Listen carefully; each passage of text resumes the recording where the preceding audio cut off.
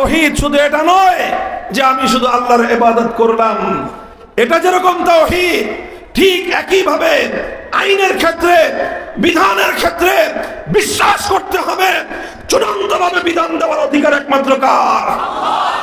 তুমি যদি মুসলমান হয়ে থাকো, মাদ্রাসায় যেরকম ইসলাম মানো, তোমাকে ব্যবসা বাণিজ্যের মধ্যে ইসলাম মানতে হবে।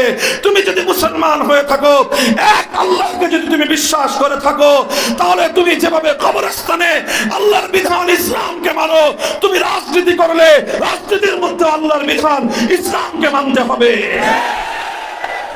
যারা বুঝে শুনে আওয়ামী লীগের আদর্শকে মেনে নিয়ে যারা রাজনীতি করেছে, তাদের কারো ঈমান নাই। শুধু আওয়ামী লীগের না, বিএনপির কথা এর চেয়ে ভালো খুব বেশি কিছু না। মনে রাখবেন, অন্য কোন ধর্ম নিজ ধর্মাবলম্বীকে তার ধর্ম অনুযায়ী রাজনীতি করতে বাধ্য করে না। ধর্মবাদ দিয়ে রাজনীতি করলেও হিন্দু হিন্দু থাকবে, ধর্মবাদ দিয়ে রাজনীতি করলেও ইহুদি ইহুদি থাকবে, খ্রিস্টানও ধর্মবাদ দিয়ে রাজনীতি করলে খ্রিস্টান খ্রিস্টান থাকবে। কিন্তু কোন মুসলমান যদি ইসলামবাদ দিয়ে রাজনীতি করে, সে মুসলমান থাকতে পারে না। ইন্নাল্লাযীনা ক্বালু রাব্বুনাল্লাহু সুম্মা ইসতাকামু তাতানাজ্জালু আলাইহিমুল মালাঈকাতু আল্লা তাখাফু ওয়া লা তাহজানু ওয়া আবশিরু বিল জান্নাতিল্লাতী কুনতুম তুআদুন। ছোট্ট দুটি কথা এই আয়াতকে সামনে রেখে আমি বলবো। এক নম্বর একটা কথা হলো তাওহীদের কথা, ঈমানের কথা, একত্ববাদের একটা কথা। এই একটা পয়গাম আমি আমার জাতিকে, আমি আমার দেশবাসীকে, বিশেষ করে আগামীর তরুণ প্রজন্মের সামনে আমি খোলাসা করার জন্য চেষ্টা করতেছি। সব জায়গায় কথা ঘুরে ফিরে আমি এই কথাগুলি মানুষের সামনে বলার চেষ্টা করছি। তাওহীদ, তাওহীদ মানে কি? একত্ববাদ। তাওহীদ মানে একত্ববাদ। একত্ববাদ মানে হলো আল্লাহ এক এবং অদ্বিতীয়। আল্লাহ এক এবং অদ্বিতীয়। এই তাওহীদ, আল্লাহকে এক এবং অদ্বিতীয় বিশ্বাস না করলে একজন মানুষ ঈমানদার হতে পারে না।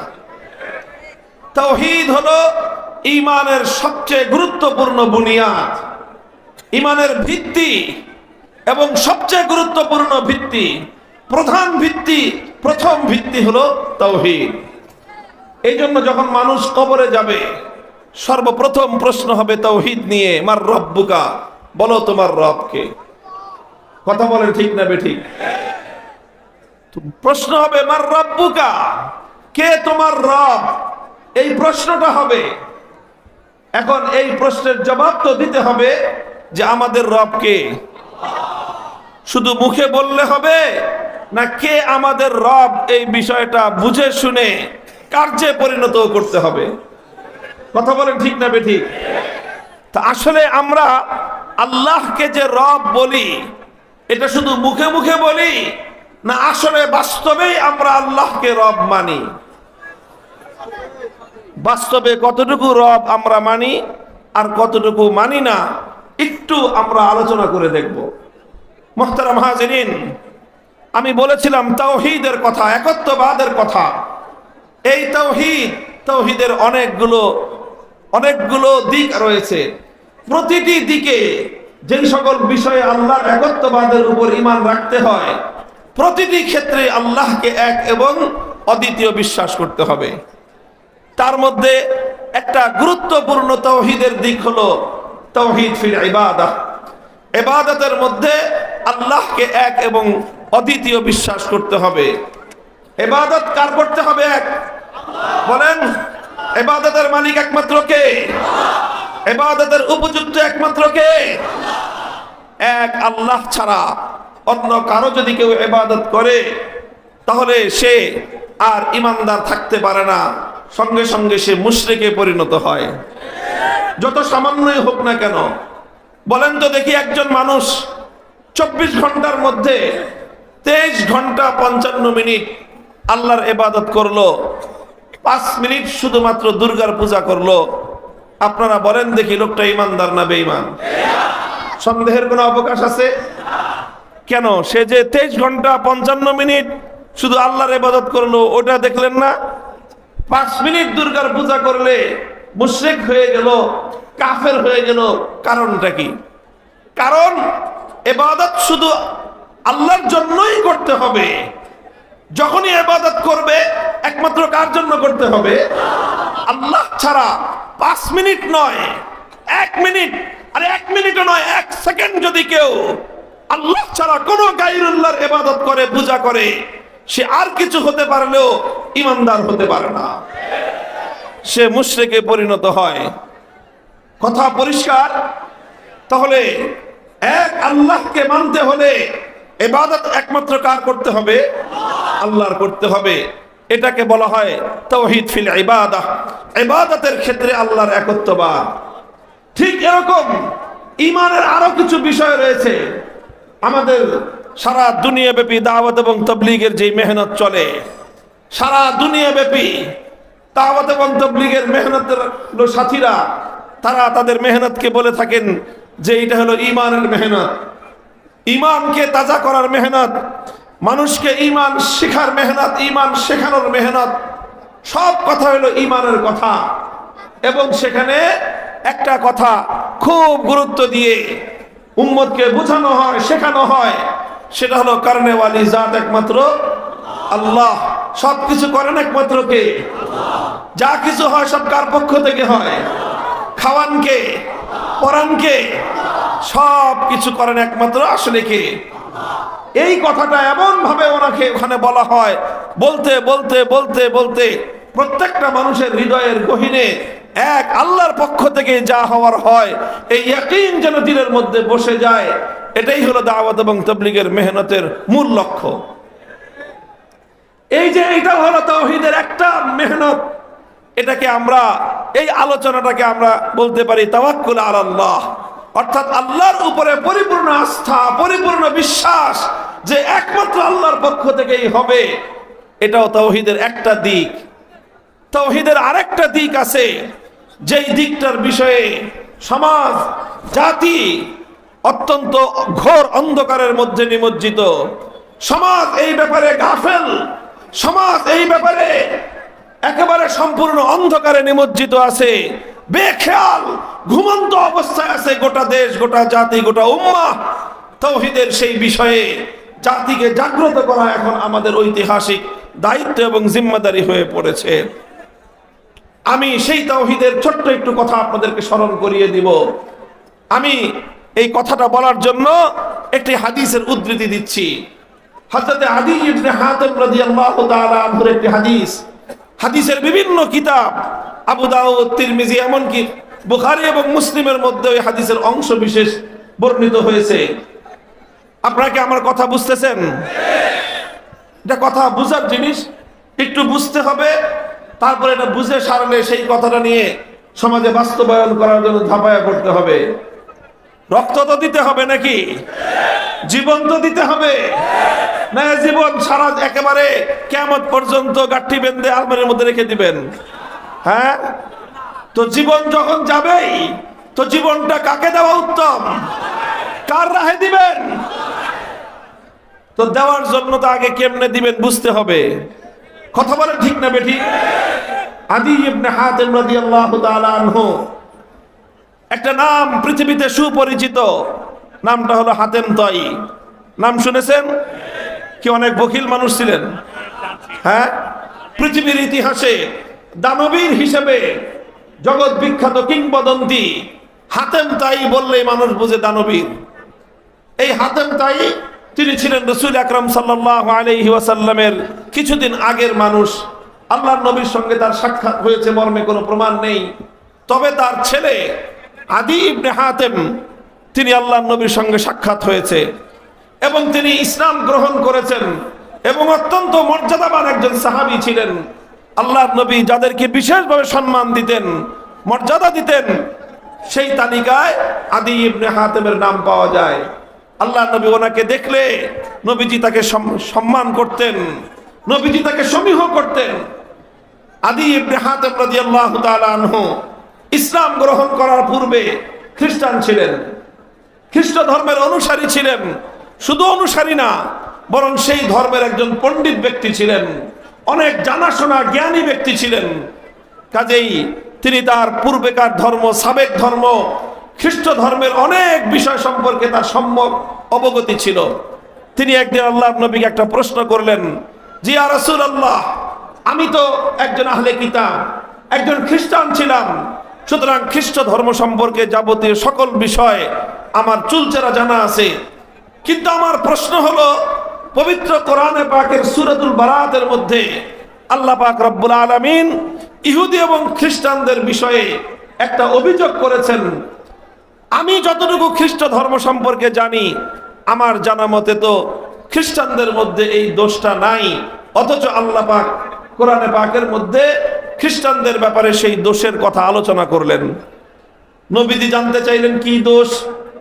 আদি ইবনে হাতেম বললেন, আল্লাহ পাক রব্বুল আলামিন কোরআনে পাকের মধ্যে ইরশাদ করেছেন অভিযোগের সুরে, ইত্তাখাযু আহবারাহুম ওয়া রুহবানাহুম আরবাবাম মিন দুনিল্লাহ, যে খ্রিস্টানরা তাদের মধ্যকার দুই শ্রেণীর মানুষকে, প্রথম শ্রেণীর মানুষ হলো আহবারাহুম, তাদের মধ্যে যারা পণ্ডিত শ্রেণী, আর দ্বিতীয় হলো রুহবানাহুম, তাদের মধ্যে যারা পাদ্রী শ্রেণী, তাদের পণ্ডিতদেরকে আর তাদের পাদ্রীদেরকে ইত্তাখাযু আরবাবা, তারা রব হিসেবে গ্রহণ করে নিয়েছে, তারা খোদা বানায় নিয়েছে।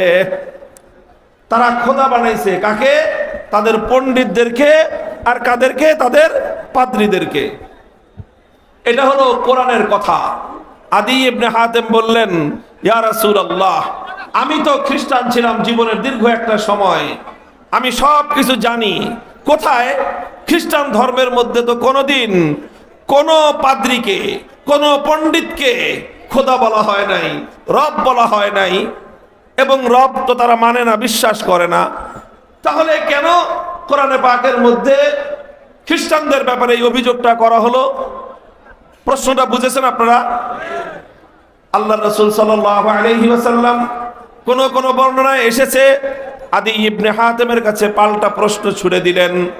আল্লাহর নবী পাল্টা প্রশ্ন করলেন আদি ইবনে হাতেমকে, ও আদি, তুমি বলো দেখি, তোমাদের সাবেক ধর্ম খ্রিস্ট ধর্মের মধ্যে এমন একটা বিষয় ছিল কিনা, আলাস্তুম হাররামতুম মা হাররামু ওয়া আহলালতুম মা আহাল্লু।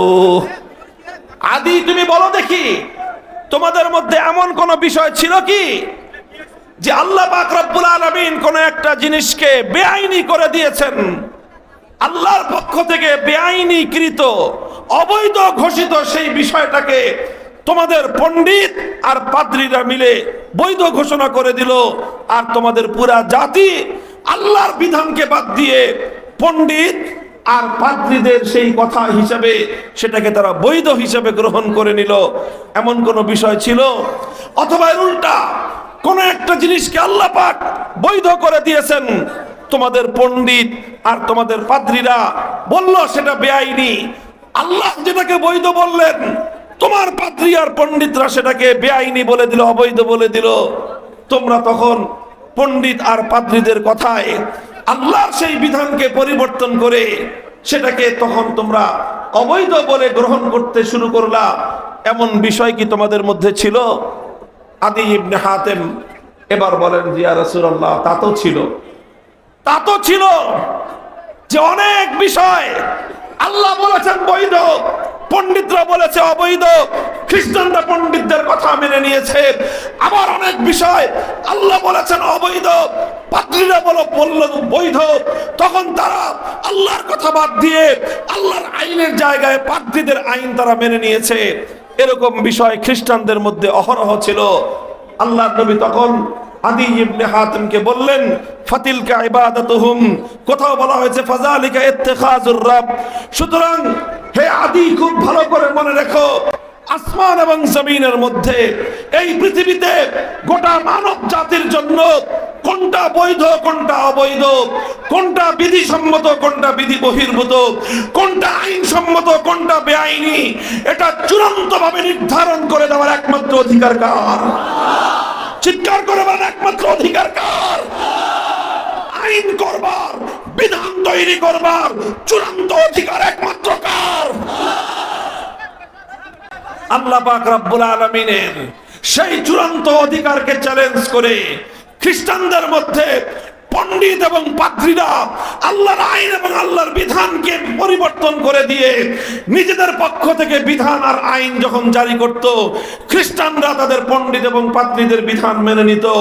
আল্লাহর কোরআনের মধ্যে আল্লাহ বলছেন, সুতরাং তোমরা যখনই আল্লাহর আইন বাদ দিয়ে তোমাদের পণ্ডিত আর পাদ্রীদের আইন মেনে নিয়েছো, তখনই তোমরা পণ্ডিতদেরকে আর পাদ্রীদেরকে খোদা হিসেবে মেনে নিয়েছো। মুহতারাম হাজিরিন, এটা মনে করবার কোনো অবকাশ নাই যে শুধু খ্রিস্টানরা আল্লাহর আইনের জায়গায় আল্লাহর বিধানের পরিবর্তে পণ্ডিত আর পাদ্রীদের বিধান মানলে তারা মুশরিক হয়ে যাবে, তারা তাদেরকে তাওহীদ থেকে সরে যাবে, তারা তাদের পণ্ডিত আর পাদ্রীদেরকে খোদা বানায় নেওয়া হলো। আর মুসলমান হয়ে যদি আমরা আল্লাহর বিধানের পরিবর্তে আমাদের কোন মন্ত্রীদের বিধান মেনে নেই, আল্লাহর বিধানের পরিবর্তে আমরা যদি আমাদের এমপিদের পাশ করা বিধান মেনে নেই, তাহলে বুঝি আমাদের ঈমানের কিছু হবে না। তোমাদের ঈমানকে আল্লাহ পাক রব্বুল আলামিন এরকম ঠিকাদারি কাউকে দেন নাই। যেই অপরাধ করার কারণে ইহুদিদের ঈমান ধ্বংস হয়েছে, যেই অপরাধের কারণে খ্রিস্টানদের ঈমান ধ্বংস হয়েছে, সেই অপরাধ যদি কোন নামধারী মুসলমানের মধ্যে পাওয়া যায়, সেও মুশরিকে পরিণত হবে, সেও বেঈমানে পরিণত হবে। আমার আল্লাহর নিকট কোনো পার্সিয়ানদের ব্যবস্থা নাই। মুহতারাম হাজিরিন, এই যে একটা তাওহীদের কথা আমি বলছি, এটাকে বলা হয় বিভিন্ন শব্দে বলা যায়। এটাকে বলা হয় তাওহীদ ফিল হাকিমিয়া, এটাকে বলা হয় তাওহীদ ফিল হাকিমিয়া। ইনিল হুকমু ইল্লা লিল্লাহ, চূড়ান্ত ভাবে আইন করার একমাত্র অধিকার কার? কেউ প্রশ্ন করতে পারেন, হুজুর তাহলে কি মানুষ কোনো আইন করতে পারবে না, সরকার কোনো আইন করতে পারবে না, বিভিন্ন কর্তৃপক্ষ কোনো আইন করতে পারবে না? এই প্রশ্নের জবাব হলো হ্যাঁ, মানুষ আইন করতে পারবে, সরকার আইন করতে পারবে, বিচারপতিরা আইন করতে পারবে, কর্তৃপক্ষ আইন করতে পারবে, তবে এক শর্তে পারবে।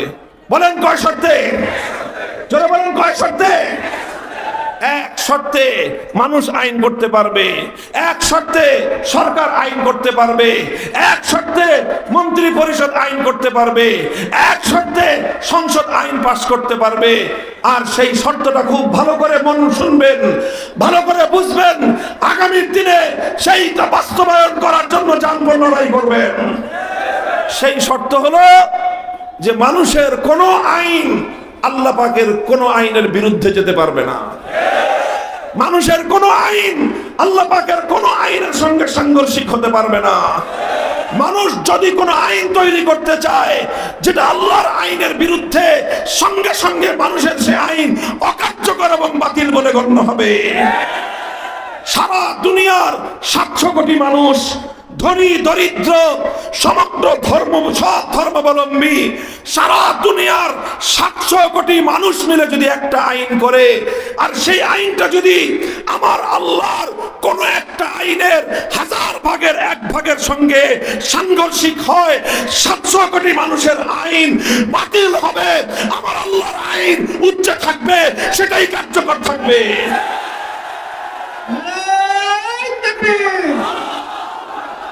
মুক্তির রাজপথ, ইসলামী খেলাফত, ইসলামী খেলাফত, মুক্তির রাজপথ, হয়তো শাহাদাত, হয়তো খেলাফত, হয়তো খেলাফত, হয়তো শাহাদাত, নারায়ে তাকবীর। মুহতারাম হাজিরিন, আমি বলেছিলাম যে তাওহীদ এটা ঈমানের মূল পয়েন্ট, তাওহীদ এটা ঈমানের শেকড়, তাওহীদ এটা ঈমানের আসল। তাওহীদ যদি ঠিক না থাকে, ঈমানের প্রাসাদ জমিনের মধ্যে ধসে পড়ে যায়। আর তাওহীদ শুধু এটা নয় যে আমি শুধু আল্লাহর ইবাদত করলাম, এটা যেরকম তাওহীদ, ঠিক একই ভাবে আইনের ক্ষেত্রে, বিধানের ক্ষেত্রে বিশ্বাস করতে হবে চূড়ান্ত ভাবে বিধান দেওয়ার অধিকার একমাত্র কার? আমি এই জন্য সবসময় এই কথা বলি। আমাদের মধ্যে কর্মবন্টন আছে, সব ওলামায়ে কেরাম সব কথা বলেন না।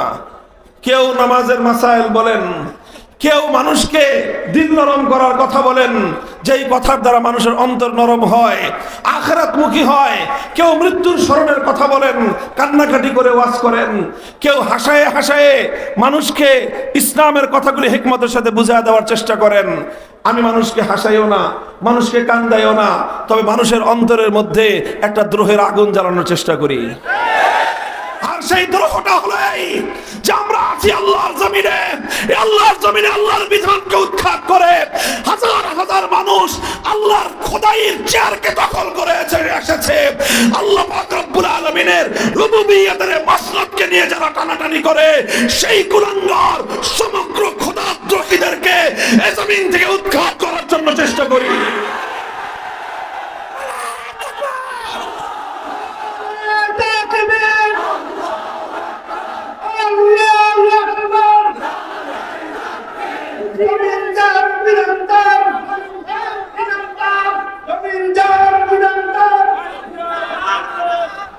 মুহতারাম হাজিরিন, এই যে তাওহীদের কথা বললাম, এটা ঈমানের প্রশ্ন, এটা তাওহীদের প্রশ্ন। সমাজের মধ্যে একটা মতবাদ চালু করে দেওয়া হয়েছে রাজনীতির নামে। সেই মতবাদ হলো যে রাজনীতির সঙ্গে ধর্মের কোনো সম্পর্ক থাকতে পারবে না। এটাও ইসলাম বিরোধী চরম কুফরি একটা মতবাদ। মুসলমান যেখানে থাকবে ইসলাম সেখানে থাকবে, মুসলমান ঘরে থাকলে ইসলাম ঘরে থাকবে, ইভেন মুসলমান রাস্তায় থাকলে ইসলাম রাস্তায় থাকবে। আল্লাহর বিধান মুসলমানের সঙ্গে থাকবে। কথা বলেন ঠিক না বেঠিক? মুসলমান যখন টয়লেটে যাবে, ঈমান কি বাইরে রেখে যাবে? না টয়লেটের ভিতরে আল্লাহর হুকুম মানবে? বলেন, টয়লেটের ভিতরে আল্লাহর নবীর সুন্নাত আছে না নাই? ওলামায়ে কেরাম মাদ্রাসার ছাত্রদেরকে সেই তালিম দেন না? টয়লেটের ভিতরে বাম পা দিয়ে ঢোকা সুন্নত। টয়লেটের ভিতরে গিয়ে আল্লাহর নাম উচ্চারণ করা যাবে না। টয়লেটের ভিতরে গিয়ে আল্লাহর নবীর নাম উচ্চারণ করা যাবে না। টয়লেটের ভিতরে আল্লাহ এবং তার রাসূলের নাম লিখিত কোনো কাগজ নিয়ে যাওয়া যাবে না। এমনকি তাবিজের মধ্যে যদি আল্লাহর নাম লেখা থাকে, সেই তাবিজ নিয়ে টয়লেটে যাওয়া যাবে না। আংটির মধ্যে যদি আল্লাহ বা তার রাসূলের নাম লেখা থাকে, সেই আংটি নিয়ে টয়লেটে যাওয়া যাবে না। কোরআনে পাক নিয়ে টয়লেটে যাওয়া যাবে না। কোরআনে পাকের কোনো একটা আয়াত, কোনো একটা শব্দ, কোনো একটা বাক্য লিখিত অবস্থায় টয়লেটে যাওয়া যাবে না। এগুলো কি বলেন ইসলামের বিধান? কি বিধান না? টয়লেট থেকে বের হওয়ার সময় ডান পা দিয়ে বের হতে হবে। টয়লেটে ঢোকার সময় বিসমিল্লাহ পড়তে হবে। আল্লাহুম্মা ইন্নী আউযু বিকা মিনাল খুবসি ওয়াল খাবায়েস, এটা পড়ে ঢোকা সুন্নাত। টয়লেট থেকে বের হওয়ার সময় বের হয়ে আবার পড়তে হবে আলহামদুলিল্লাহিল্লাযী আযহাবা আন্নিল আযা ওয়া আফানি। বলেন, টয়লেটে যাওয়া আসা, টয়লেটে থাকা, এই পূর্ণটার মধ্যে ইসলাম আছে না নাই? তাহলে তোমার টয়লেটের মধ্যে যদি ইসলাম থেকে থাকে, টয়লেট যখন তুমি পালন করবা সেখানেও যদি তোমার ইসলাম থেকে থাকে, তুমি যখন তোমার পরিবারের মধ্যে বিবাহ শাদীর অনুষ্ঠান করবা সেখানে ইসলাম থাকবে কি থাকবে না? তুমি যদি বলো যে ইসলাম শুধু মসজিদে থাকবে, বিবাহ শাদীর অনুষ্ঠানে থাকবে না, তুমিও শুনে রাখো, এভাবে ইসলাম পালন করবার কোনো অধিকার আল্লাহ তোমাকে দেন নাই। তুমি যদি মসজিদে ইসলাম মানো, বিবাহ শাদীর মধ্যেও তোমাকে ইসলাম মানতে হবে। তুমি যদি মুসলমান হয়ে থাকো, মাদ্রাসায় যেরকম ইসলাম মানো, তোমাকে ব্যবসা বাণিজ্যের মধ্যেও ইসলাম মানতে হবে। তুমি যদি মুসলমান হয়ে থাকো, এক আল্লাহকে যদি তুমি বিশ্বাস করে থাকো, তাহলে তুমি যেভাবে কবরস্থানে আল্লাহর বিধান ইসলামকে মানো, তুমি রাজনীতি করলে রাজনীতির মধ্যে আল্লাহর বিধান ইসলামকে মানতে হবে। আওয়ামী লীগের সবচেয়ে বড় অভিশপ্ত দিকটা হলো এই, তারা মুসলমানদের রাজনীতিকে ইসলাম শূন্য করতে চায়। অর্থাৎ তারা রাজনীতি থেকে ইসলামকে মাইনাস করে কোটি কোটি মুসলমানের ঈমান হরণ করেছে। যারা বুঝে শুনে আওয়ামী লীগের আদর্শকে মেনে নিয়ে যারা রাজনীতি করেছে, তাদের কারো ঈমান নাই। আর না বুঝে যারা করছে, তাদের ঈমান কিছুটা আছে। এখন বুঝে দেখেন, বুঝে শুনে করেন না না বুঝে করেন। না বুঝে করলে ঈমান থাকবে, বুঝে করলে কারো ঈমান থাকবে না। চ্যালেঞ্জ করে বললাম, শুধু আওয়ামী লীগের না, বিএনপির কথা এর চেয়ে ভালো খুব বেশি কিছু না। একই কথা, যারা রাজনীতি থেকে ইসলামকে মাইনাস করতে চান, মনে রাখবেন, অন্য কোন ধর্ম, অন্য কোন ধর্ম নিজ ধর্মাবলম্বীকে তার ধর্ম অনুযায়ী রাজনীতি করতে বাধ্য করে না। এজন্য হিন্দুর পক্ষে তার ধর্মবাদ দিয়ে রাজনীতি করা সম্ভব, খ্রিস্টানের পক্ষে তার রাজনীতি তার ধর্মবাদ দিয়ে রাজনীতি করা সম্ভব, বৌদ্ধের পক্ষে ধর্মবাদ দিয়ে রাজনীতি করা সম্ভব, ইহুদির পক্ষে ধর্মবাদ দিয়ে রাজনীতি করা সম্ভব। সে ধর্মবাদ দিয়ে রাজনীতি করলেও হিন্দু হিন্দু থাকবে, ধর্মবাদ দিয়ে রাজনীতি করলেও ইহুদি ইহুদি থাকবে। খ্রিস্টানও রাজনীতিবাদ ধর্মবাদ দিয়ে রাজনীতি করলে খ্রিস্টান খ্রিস্টান থাকবে। কিন্তু কোন মুসলমান যদি ইসলামবাদ দিয়ে রাজনীতি করে সে মুসলমান থাকতে পারে না। আফাতুমিনুনা বিবাদিল কিতাবি ওয়া তাকফুরুনা বিবাদ, তোমরা কি আল্লাহর কোরআনের কিছু বিধান মানবা কিছু বিধান মানবা না, এইভাবে তোমার স্বেচ্ছাচারিতা করার সুযোগ ইসলামের মধ্যে নাই। মুহতারাম হাজিরিন, এই জন্য এই কথা আজ মানুষের কানে কানে পৌঁছানোর সময় এসে গেছে। মনে রাখবেন, আমরা যদি এই কথা না বলি, আমরা যদি এই কথা মানুষের কাছে পৌঁছানোর ক্ষেত্রে কার্পণ্য করি, মানুষ কিন্তু চুপ করে বসে থাকবে না। আজ দিকে দিকে তাওহীদের আযান চলতেছে, আজ পৃথিবীর বিভিন্ন মানচিত্রে তাওহীদের আযান গুঞ্জরিত হচ্ছে। খোরাসানে তাওহীদের আযান গুঞ্জরিত হয়েছে, খোরাসানে আল্লাহর দ্বীন জিন্দা হয়ে গেছে। শামে তাওহীদের আযান উচ্চারিত হয়েছে, শামে আল্লাহর দ্বীনের ঝান্ডা সমুন্নত হবে ইনশাআল্লাহ। মিশরে আল্লাহর দ্বীনের ঝান্ডা সমুন্নত হওয়ার জন্য সেখানে আযান চলতেছে। মিশর ভূখণ্ড ইনশাআল্লাহ ইসলামের পতাকা তলে শামিল হবে। খোরাসান থেকে বাইতুল মুকাদ্দাস পর্যন্ত বিস্তীর্ণ অঞ্চলে আল্লাহর দ্বীনের ঝান্ডা সমুন্নত হবে। হে বাংলাদেশের মুসলমান, তোমাদের সিদ্ধান্ত নেওয়ার বিষয়। সারা পৃথিবীর মুসলমান জেগে উঠছে, তোমরা কি ঘুমিয়ে থাকবে না জাগ্রত হবে? That is your own right. বলেন, ঘুমিয়ে থাকবেন না জেগে উঠবেন? আপনারা যদি ঘুমায় থাকেন, আমার আগামী প্রজন্ম ঘুমায় থাকবে না ইনশাআল্লাহ। তারা দেখিয়ে দিয়েছে কিভাবে বিপ্লব করতে হয়, তারা দেখিয়ে দিয়েছে কিভাবে জুলুমের বিরুদ্ধে রুখে দাঁড়াতে হয়, তারা দেখিয়ে দিয়েছে জালিমের বুলেটের সামনে কিভাবে বুক পেতে দিতে হয়। এক আবু সাঈদ, একজন ধর্মপ্রাণ পিতার ঔরসে জন্ম নেওয়া এক গর্বিত সন্তান, জালিমের বুলেটের সামনে বুকটা পেতে দিয়েছে। পৃথিবীতে অনেক মানুষ মারা যায়, তাদের জীবন দিয়ে জগৎবাসীর তেমন কোনো কল্যাণ হয় না, কিন্তু আবু সাঈদের মতো মানুষরা যখন জীবন দেয়, এক জীবনের উপর একটি জাতি মুক্তি পেয়ে যায়।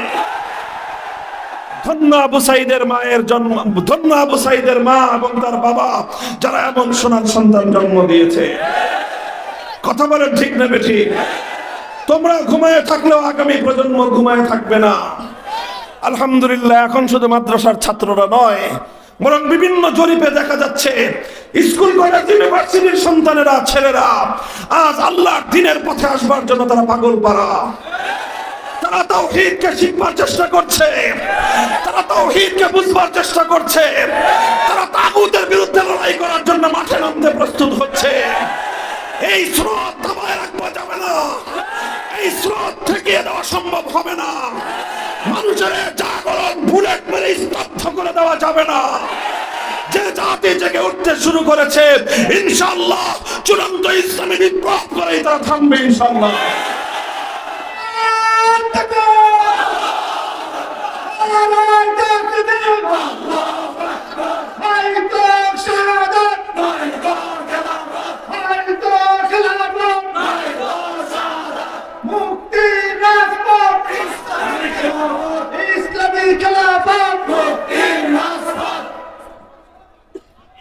রবকে আমাদের চিৎকার করে বলো, রবকে। ইন্নাল্লাযীনা ক্বালু রাব্বুনাল্লাহ, যারা এক আল্লাহকে রব বলে ঘোষণা করবে, আল্লাহকে রব মেনে আল্লাহর এই রুবুবিয়তের এই আগুন নিয়ে কোন ঈমানদার শুধু চুপ করে বসে থাকতে পারে না। যার দিলের মধ্যে এ তাওহীদ ঢুকবে, ওয়া কাযালিকাল ঈমান হিনা তুখালিতু বাশাশাতুল কুলুব, ঈমান যখন কারো হৃদয়ের মধ্যে ঢুকে যায়, তখন তার আচার আচরণ, তার কথার মাধ্যমে তাওহীদের এই অগ্নিস্ফুলিঙ্গ বের হতেই থাকবে। একমাত্র রবকে রবের অর্থ হলো ইবাদত করব একমাত্র কার? আস্থা এবং বিশ্বাস রাখবো একমাত্র কার উপর? এই জমিনে একমাত্র আইন চলবে কার? যখন তুমি এক আল্লাহর আইনের সামনে আত্মসমর্পণ করবা, তখন তুমি আল্লাহর রুবুবিয়্যতকে মেনে নিলা।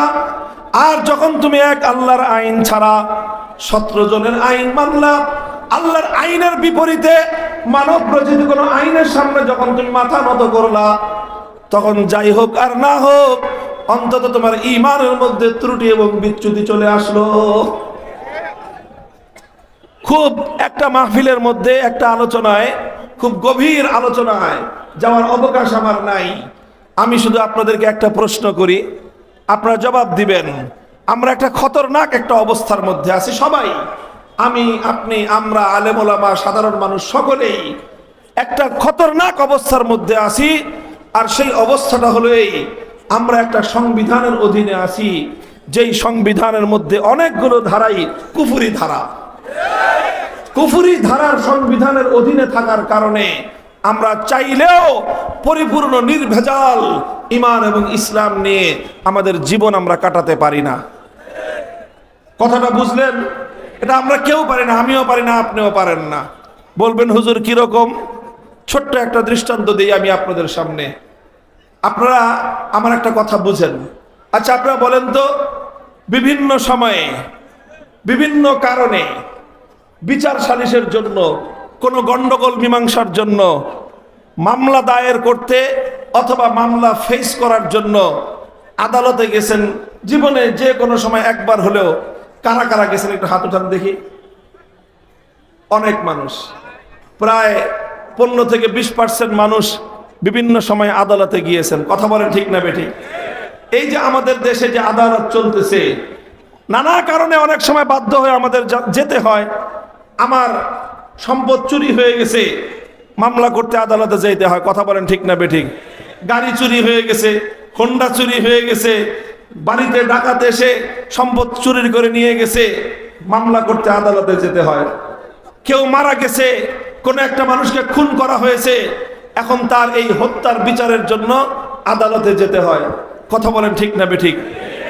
আচ্ছা বলেন, আপনার একজন আপনজন নিহত হলো, এই হত্যাকাণ্ডের বিচার চাওয়ার জন্য আদালতে গেলেন। আপনি যেই আদালতে গেলেন, সেই আদালত আল্লাহর আইন অনুযায়ী বিচার করবে? বলেন তো।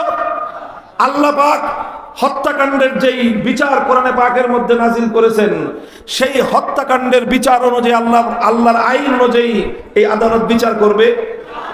চুরি করেছে, আপনি চুরির বিরুদ্ধে মামলা দায়ের করলেন, যেই আদালতে আপনি চুরির মামলা দায়ের করলেন, চোর ধরা পড়লে আল্লাহর কোরআনের আইন অনুযায়ী চোরের উপর শাস্তি প্রয়োগ করবে? বলেন। তাহলে আল্লাহর আইন অনুযায়ী তারা বিচার করবে না, তারা বিচার করবে কি অনুযায়ী? মানুষের বানানো আইন অনুযায়ী। কথা বলেন ঠিক না বেঠিক? তাহলে মানুষের বানানো আইনের কাছে যারা বিচার চাইতে যায়, কোরআন তাদের সম্পর্কে কি বলেছে?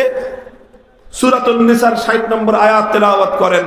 ইয়াজউমুনা আন্নাহুম আমানু বিমা উনজিলা ইলাইকা ওয়া মা উনজিলা মিন ক্বাবলিক ইউরিদুনা আন ইয়াতাহাকামু ইলা আত-তাগুত ওয়া ক্বাদ উমিরু আন ইয়াকফুরু বিহি।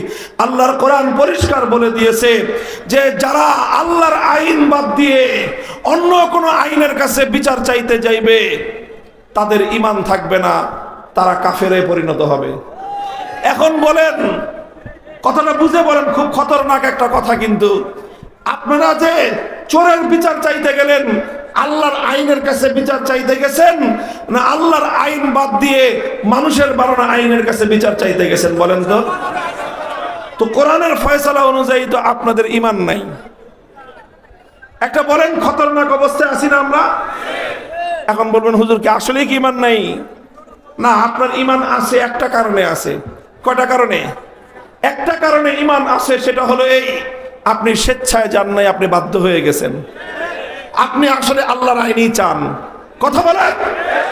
আপনারা বিচার আল্লাহর আইন অনুযায়ী চান না ব্রিটিশ আইন অনুযায়ী বিচার চান?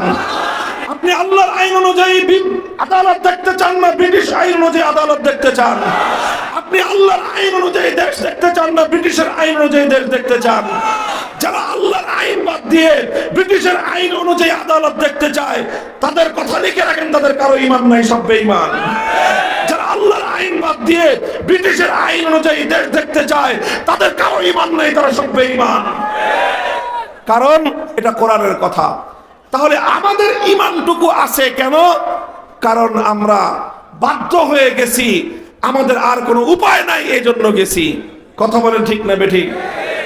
এখন আপনার উপায় নাই বলে গেছেন, এই কথা আর কতদিন বলবেন? আর কতদিন বলবেন উপায় নাই? এখন কি আমাদের জেগে উঠবার সময় হয় নাই? সময় হয়েছে জেগে উঠবার, আলহামদুলিল্লাহ। এই যে জুলাই এবং আগস্টের যে বিপ্লব হলো, এই বিপ্লব আমাদেরকে চোখে আঙ্গুল দিয়ে দেখিয়ে দিয়েছে অল্প কিছু তরুণ এবং যুবক, অল্প কিছু তরুণ এবং যুবক তারা যখন অন্যায়ের বিরুদ্ধে, জালিমের বিরুদ্ধে বুক টান করে দাঁড়াবার জন্য রাস্তায় বেরিয়ে পড়েছে, তখন 15 বছরের জগদ্দল পাথরের মতো ফ্যাসিবাদী স্বৈরাচারী সরকার পালিয়ে যেতে বাধ্য হয়েছে। এবং এই বিপ্লবটার একটা বড় একটা আইকন হলো, বড় একটা লক্ষ্য আলামত হলো। লক্ষ্য করলে দেখা যায় বিপ্লব চূড়ান্তভাবে সফল হয়েছে আগস্টের 5 তারিখ। সংবাদ পাইছেন কয়টায় আপনারা? দুপুর 2টার দিকে মোটামুটি সবাই সংবাদ পেয়েছে 2টায়। কারণ আমরাই তো 2টার আগে খবর পাই নাই, আপনারা পাবেন কোত্থেকে?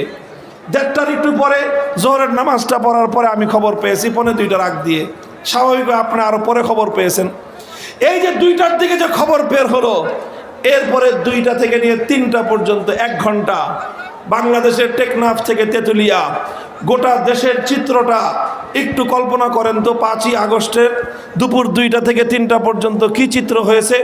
কোনো আলেম ডাক দিতে হয় নাই, কোনো নেতা আওয়াজ দিতে হয় নাই, কারো কোনো নেতৃত্বের প্রয়োজন হয় নাই।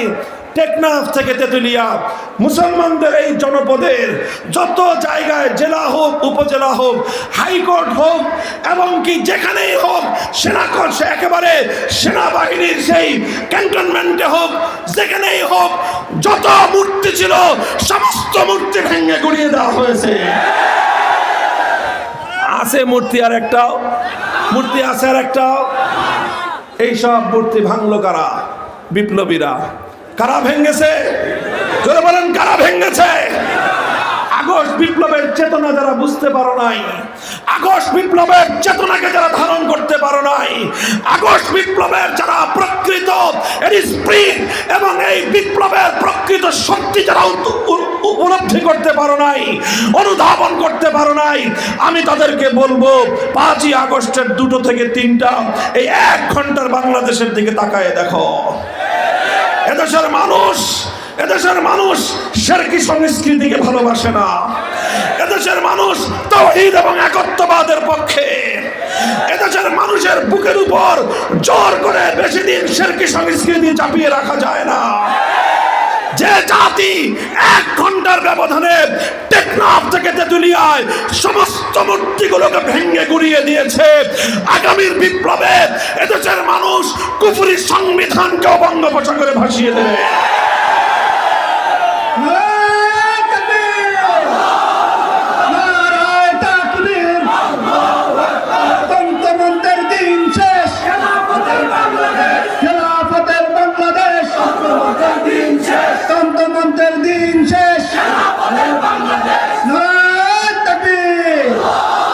মুহতারাম হাজিরিন, আখেরি পয়গাম, 2টো কথা আমি আপনাদের কাছে বলবো। কথা আর বেশি লম্বা করব না, আমি আগেই বলেছি।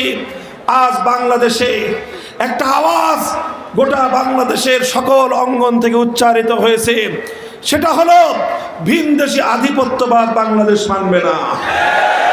এটা দীর্ঘ একটা সময় পর্যন্ত শুধু আলেম ওলামারা বলতেন, শুধু হুজুররা চিৎকার করতেন, আর নাম নিয়েই বলি, ভারতীয় আধিপত্যবাদ বাংলাদেশে চলবে না।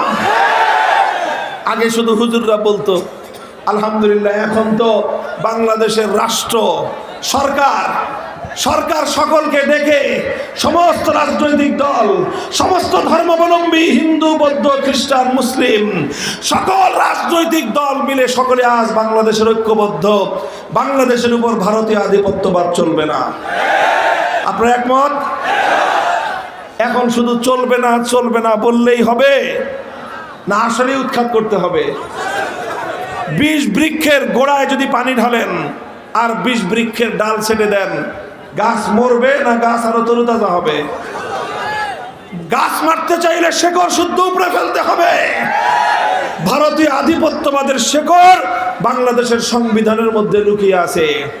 1971 সালে বাংলাদেশ যখন স্বাধীন হয়, তখন বাংলাদেশের একজন নেতার মাধ্যমে ভারতের তৎকালীন প্রধানমন্ত্রী শ্রীমতী ইন্দিরা গান্ধী ভারত রাষ্ট্রের তাদের সংবিধানের মূলনীতিগুলো বাধ্যতামূলকভাবে বাংলাদেশের মানুষের উপর চাপিয়ে দিয়ে ভারতীয় গোলামীর সংবিধান 72-এ তৈরি করে দিয়েছে। 72-এর সংবিধান ভারতের গোলামীর সংবিধান। 72-এর সংবিধান কুফরি ধর্মনিরপেক্ষতাবাদের সংবিধান। এভাবেই বাংলাদেশটাকে ভারতের গোলামে পরিণত করবার সংবিধান দেওয়া হয়েছে 72 সালে। আজ ভারতীয় আধিপত্যবাদকে যদি রুখতে হয়, প্রধান কথা হলো এই আধিপত্যবাদের শেকড় বাংলাদেশের সংবিধান থেকে ধর্মনিরপেক্ষতাবাদ নামক এই কুফরি মতবাদ উৎখাত করে আল্লাহর উপর অবিচল আস্থা এবং বিশ্বাস ফিরিয়ে আনতে হবে। এটা যদি করা যায়, তাহলে এই দেশের সংবিধান এদেশের মানুষের ধর্মীয় আবেগ এবং অনুভূতির সঙ্গে সামঞ্জস্যপূর্ণ হবে। এই হলো একটা কথা। আর 2 নম্বর আরেকটা কথা হলো, বর্তমানে বাংলাদেশে একটা আওয়াজ উঠেছে চতুর্দিকে, সংবিধান সংস্কার। কি আওয়াজ? কি আওয়াজ? সংস্কার, সংস্কার, সংস্কার। সবচেয়ে বড় সংস্কার হলো সংবিধান সংস্কার। এই সংবিধান সংস্কারের আওয়াজের সময় আমরা একটা কথা জাতিকে নিয়ে রাষ্ট্রশক্তির কাছে আমরা তুলে ধরতে চাই। যত সংস্কার করেন আর না করেন, একটা সংস্কার করার কথা বুঝে নেন, মেনে নেওয়ার চেষ্টা করেন। সেটা হলো এই সংবিধানে একটা ধারা সংযুক্ত যেন করা হয়, যেই ধারার মাধ্যমে এই কথাটা থাকবে যে কোরআন সুন্নাহ বিরোধী অথবা ইসলামী শরিয়া বিরোধী কোনো আইন, কোনো নীতিমালা, কোনো বিধিমালা বাংলাদেশে কার্যকর হতে পারবে না। এই একটা আইন যদি, একটা ধারা যদি সংবিধানে সংযুক্ত করা যায়, তাহলে ইনশাআল্লাহ এই ধারার মাধ্যমে বাংলাদেশে কোরআন বিরোধী, ইসলাম বিরোধী, শরিয়া বিরোধী যত আইন আছে, যত নীতিমালা আছে, যত বিধিমালা আছে, এই সবগুলো শেকড় শুদ্ধ উপরে ফেলতে হবে। রাজি আছেন? এটা এমনি এখন বলতেছি আমরা, যদি তাদের সুমতি হয়, বুদ্ধি ভালো থাকে, আমাদের এই কথাগুলো তারা বুঝবেন। দেখেন, আমি যেই কথাটা বললাম, এই কথার সঙ্গে আমার গোটা বাংলাদেশের প্রতিটা মানুষের ইমানের সম্পর্ক। আমি আগেই বলেছি, সংবিধান কুফরি হওয়ার কারণে এই সংবিধানের অধীনে আমাদেরকে এই দেশে বসবাস করতে হয়। এই জন্য আমরা চাইলেও আমাদের ইমানকে সহি সালেম নিয়ে, ইসলামকে নিরাপদ নিয়ে আমরা এই দেশে চলতে ফিরতে পারি না। সংবিধানের কারণে আমাদেরকে নানা ইসলাম বিরোধী কার্যকলাপের সঙ্গে জড়িয়ে পড়তে হয়, ইচ্ছায় হোক অনিচ্ছায় হোক। তাই আমরা এমন একটা দেশ চাই, এমন একটা ভূখণ্ড চাই, এমন একটা মানচিত্র চাই, যেখানে একজন আল্লাহর বান্দা আল্লাহর উপর শতভাগ ঈমান নিয়ে অবিচল ভাবে ত্রুটিপূর্ণ, ত্রুটি মুক্ত ঈমান নিয়ে সে যেন বাঁচতে পারে। আমাদের এই কথা যদি এভাবে শুধু কথায় তাদের কানে পানি না ঢুকে, তাহলে আপনারা কি করবেন? এভাবেই সারা জীবন শুধু বলে যাবেন, না কোনো বিহিত করবেন? বলেন, কোন একটা ব্যবস্থা করতে হবে কি হবে না? যদি জিজ্ঞাসা করেন আমাকে কি ব্যবস্থা করতে হবে, ব্যবস্থা একটাই। যদি তারা শুধু আমাদের কথায় কর্ণপাত না করে, আমাদের এই আত্মচিৎকার যদি তাদের হৃদয়ে কোনো প্রতিক্রিয়া তৈরি না করে, আমাদের এই আহ্বান যদি তারা হৃদয় দিয়ে বুঝতে ব্যর্থ হয়, চূড়ান্ত পর্যায়ে মাঠে নামতে হবে, মাথার ঘাম পায়ে ফেলতে হবে আমাদেরকে। রাতের অন্ধকারে চোখের অশ্রু দিয়ে জায়নামাজ ভেজাতে হবে, আল্লাহর সাহায্য চাইতে হবে। আর এরপর অশ্রু দিয়ে, ঘাম দিয়ে জাতিকে তৈরি করে চূড়ান্ত ভাবে আল্লাহর জমিনে আল্লাহর দ্বীনকে জিন্দা করার জন্য, কোরআনী হুকুমত বাস্তবায়নের জন্য, ইসলামী খেলাফত কায়েমের জন্য, প্রয়োজনে শাহাদাতের রক্ত দেওয়ার জন্য শহীদ ঈদগাহে জমায়েত হতে হবে, শহীদ ঈদগাহে জমায়েত হতে হবে।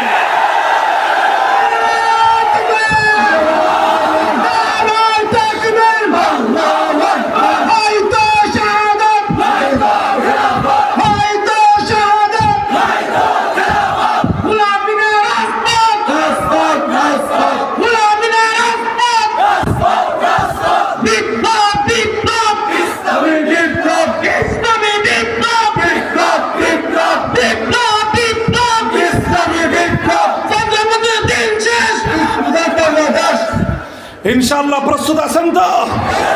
আলহামদুলিল্লাহ। আমি আগেও বলেছি, এখন শুধু মাদ্রাসার ছাত্ররা নয়, বাংলাদেশের প্রচুর তরুণ প্রজন্ম, প্রচুর ছাত্র জনতা, তারা তাওহীদের বুনিয়াদের উপর, একত্ববাদের বুনিয়াদের উপর, আল্লাহ পাকের হাকিমিয়ত এবং রুবুবিয়তের ভিত্তিতে একটা সমাজ গড়বার জন্য তারা প্রস্তুতি গ্রহণ করতেছে। ইনশাআল্লাহ এই ধারা যদি অব্যাহত রাখে, আল্লাহর জন্য নিবেদিত প্রাণ এই তরুণ প্রজন্মকে রুখে দেওয়ার সাধ্য কারো হবে না ইনশাআল্লাহ। আমরা প্রস্তুতি নেই, সেদিন আসছে ইনশাআল্লাহ। 5ই আগস্টের বিপ্লব, সেই ইসলামী বিপ্লবের পূর্বে, সূর্যোদয়ের পূর্বে নতুন সুবহে জাদিদ ছিল। সুবহে সাদেকের মাধ্যমে যেমন বোঝা যায় অচিরেই সূর্য উঠবে, 5ই আগস্টের বিপ্লব চোখে আঙ্গুল দিয়ে আমাদেরকে দেখিয়ে দিয়েছে আগামীর বাংলাদেশ হবে ইসলামের বাংলাদেশ, আগামীর বাংলাদেশ হবে খেলাফতের বাংলাদেশ, আগামীর বিপ্লব হবে ইসলামের বিপ্লব, লা ইলাহা ইল্লাল্লাহর বিপ্লব। সেই বিপ্লবের জন্য শহীদি ঈদগাহে যেতে কারা কারা প্রস্তুত থাকবা, কারা কারা